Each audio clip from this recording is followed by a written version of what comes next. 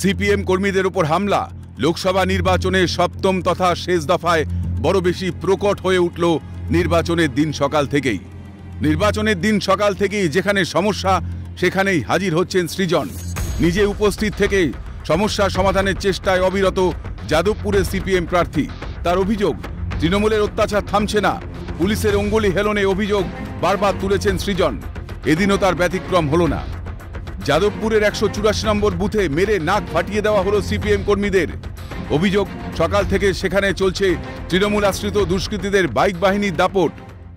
এখানে এসে সকালবেলা এসে ওরা 40-50 জন মিলে এসছে, সিপিএমসির লোকেরা 40-50 জন মিলে এসে বাইক নিয়ে এসছে, এসে আমাদের বুথ ক্যাম্প তুলে দিয়ে গেছে, সব ফেলে দিয়ে গেছে, আমাদের গায়ে হাত দিয়েছে, মেয়েদের গায়ে দিচ্ছে, আমার মায়ের গায়ে হাত দিয়েছে, আমার মাকে মেরে এখান থেকে রক্ত বার করে দিয়েছে।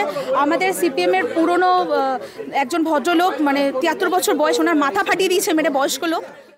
এসে বেঞ্চে তুলে দিয়ে বলছে তোরা ঘরে চলে যা, আমরা ছাপ্পা ভোট মারবো, এখন তোরা ঘরে চলে যা। তৃণমূলের লোকেরা আমাকে মেরেছে, উল্টো পাল্টা গালাগালি দিয়েছে। এবার আমরা বসে আছি, হঠাৎ আসলো বাইক বাহিনী, তৃণমূলের বাইক বাহিনী এসে, রিঙ্কু, তারপরে হচ্ছে মানুষ, এরা এখানকার লোকাল ছেলে, এসে এই সিপিএম এর তোল ভাঙ ওইসব ভেঙে দিয়েছে। ঘটনাস্থলে হাজির হন সৃজন, পরিস্থিতি সামাল দিয়ে পুনরায় ক্যাম্প বসান। পুলিশের সঙ্গে কথাও বলেন সিপিএম প্রার্থী। একটার পর একটা ক্যাম্প অফিস ভাঙচুর করছে 102 ওয়ার্ড জুড়ে, একটাই বাইক বাহিনী, লোকাল কাউন্সিলর তার ভাগ্নের তার নেতৃত্বে করছে, যেখানে যেখানে করছে। আমরা আবার বসাতে যাচ্ছি, মানুষ ভোট দেবে, কোনো চিন্তা নেই। সিপিএম এর পোস্টারে সৃজনের মুখের ওপর তৃণমূলী দুষ্কৃতীরা তৃণমূলের স্ট্যাম্প লাগিয়ে দেন, এমন অভিযোগও উঠেছে। কর্মীদের মারধরের অভিযোগ তো রয়েছেই, সৃজন সাফ জানান। এখন তৃণমূল মানুষকে ছোটাচ্ছে, এরপরে মানুষ তৃণমূলকে ছোটাবে, তার বন্দোবস্ত আজকেই ব্যালট বাক্সে হচ্ছে। যাদবপুর লোকসভার অন্তর্গত বাঘাযতীনে 188, 189, 190, 191 নম্বর বুথে সিপিএম এর ক্যাম্প ভাঙচুরকে কেন্দ্র করে ব্যাপক উত্তেজনা। অভিযোগের তীরে তৃণমূলী দুষ্কৃতীরা। খবর পেয়ে ঘটনাস্থলে পৌঁছন সৃজন।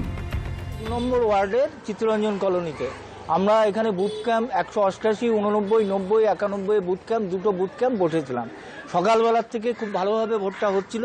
হঠাৎ বাইক বাহিনী এসে লাথি মেরে একেবারে আমাদের গায়ে, আমার এবং অন্য অনেকে, যারা বসেছিলাম 2 জন 3 জন 4 জন, তার বেশি তো বসা যাবে না, তাদের সবাইকে লাথি মেরে ফেলে দিয়ে হুমকি দিয়ে গেল, যদি আবার করো আমরা 2 ঘন্টা পরে আবার আসছি।